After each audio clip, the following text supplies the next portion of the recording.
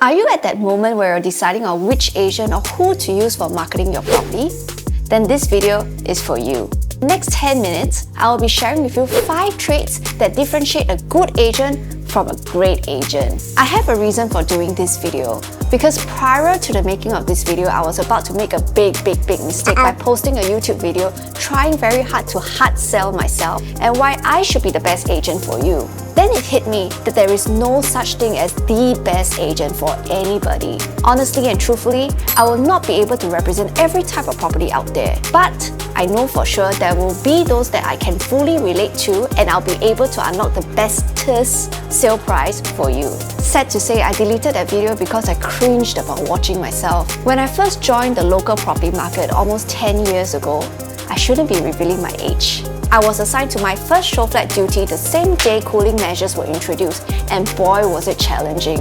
At that point in time, the banks just introduced TDSR, and that sets a limit on how much you can borrow from the banks. The moment we saw someone drive into the show flat with a brand new car, we'll be like, Liao, this one confirm TDSR cannot make it. After a while, our team was so dejected and our boss said something that bore so much true. If a property was so easy to sell, I don't need to employ agents. All I need is one person to just sit there, collect the check and hand out the keys. So moral of the story, if you're buying a new house, please don't go out and buy a new car. Nah, just kidding. But long story short, an agent is your personal advisor and he or she should be able to bear you a service. And in this case, a really good one. But what's the difference between a good agent and of course a great agent?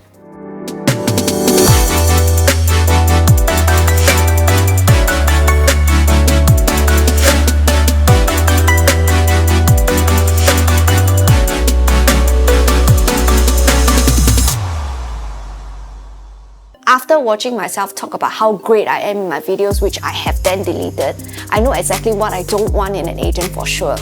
But there are also 5 points I put in an order that will help you unravel as you speak to your agent, or agents for that matter. In other words, there are things that you will start to pick out and notice more as your conversation grows. First of all, basic manners. Observe how the agent is conversing with you. I don't know if you noticed, but I do hold a lot of regards for my clients. I tend to address them as Sir or Madam by Mr. or Mrs. Seller. So when I talk to someone in the morning, I say good morning, someone in the afternoon, good afternoon, and so on and so forth. But trust me, this is often not a trait you will find in everyone. A lot of people tend to overlook basic niceties, and I like to go the extra mile to make sure that I greet someone first before starting a conversation. It may not mean much, but imagine if this person is managing your listing in the future. Don't you think that this should be reciprocal in how he handles your listing and the people who are inquiring on your listings in this case? If your agent is not even talking to you, the paymaster, right? What makes you think that he or she will be any good with others? Secondly, can he or she probe to ask the right questions? Leading on from the first point, does your agent take your instruction fully, and do they probe or ask you for more qualitative answers from you? And why is this even important? An agent is here to provide a service, and in most cases we are here to sell.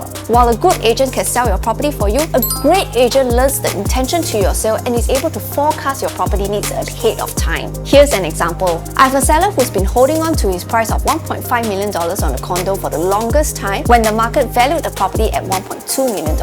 A good agent will take his advice and sell the property for $1.5 million and may not be able to make the sale until such time the market is ready for the price, or he could be really lucky. But don't get me wrong, he is a good agent by trying to do what he was told to do. But a great agent, I asked my seller why this price. He mentioned he believed that the property could be en bloc for more than $1.2 million, which I then proceed to educate him on how long the en bloc process will take, and that is even if it's in the process. It might hinder his retirement plans, especially if he truly wanted to live loan-free. Judging from the poor upkeep of the condo and the amount of maintenance fee he has to pay, the trick is to strike a sweet balance between what he wanted and what someone was willing to pay for it. And then the magic happened.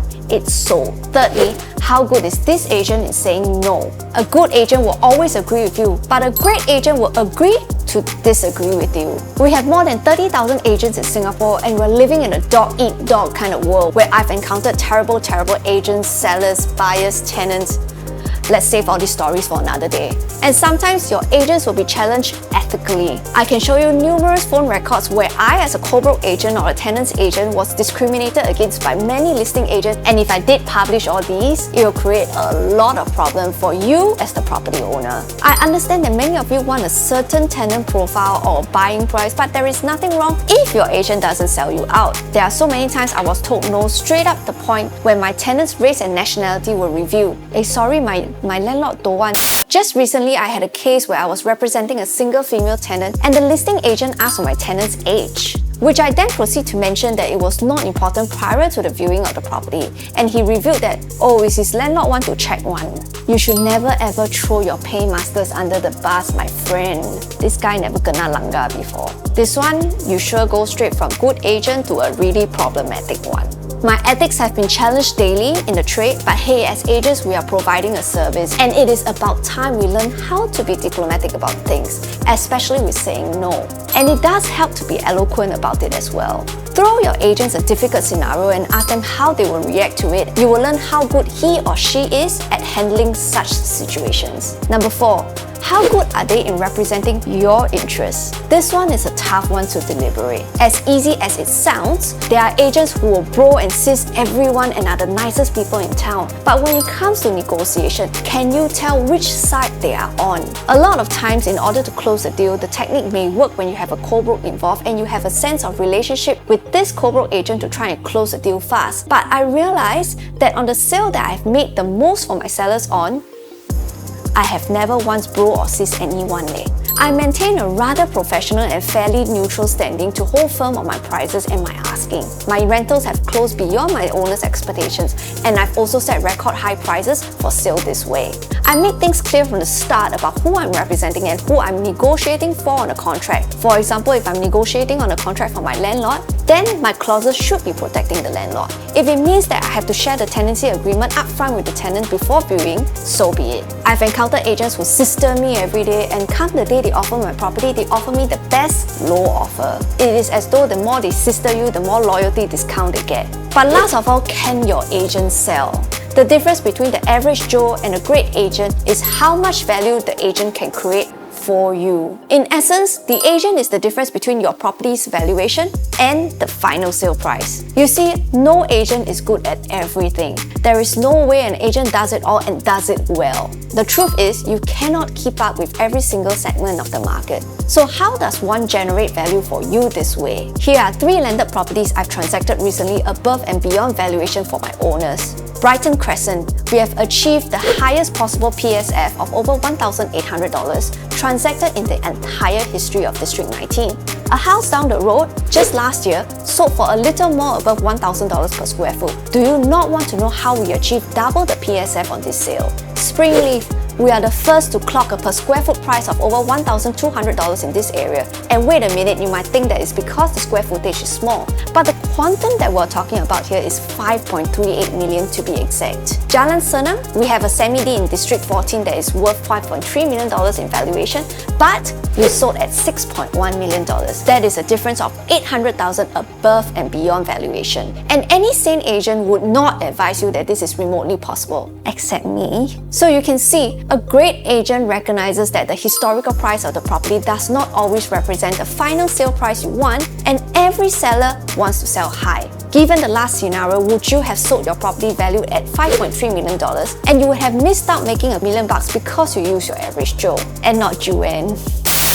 So having said all these, if your agent works hard enough to represent your interests, you should not be complaining about how much you have to pay him or her, but instead recognize that it is a small fee to pay on unlocking this value that he or she is about to unlock for you. You can see that $800,000 more for the owners costed them just 1 to 2% more, which would not have been possible with another agent. Now that we have come to a close, when you're speaking to your agent next, take note on their mannerisms, their ability to probe and ask quality questions, how they say no, and if they truly represent your interests, and of course, how well can they sell. This video is done based on how I perceive a great agent should be, and if you think there are some qualities that you look for in an agent that I have not talked about, feel free to comment below.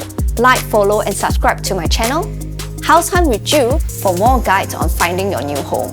Remember that while we are in the bullish property market, I do not foresee this run going much further before we are hit with rising interest rates and inflation. If you do have intention to reach out to someone to check in on how your property is doing against the rest of the market, you can always get your phone right now and scan this code to make an appointment with me.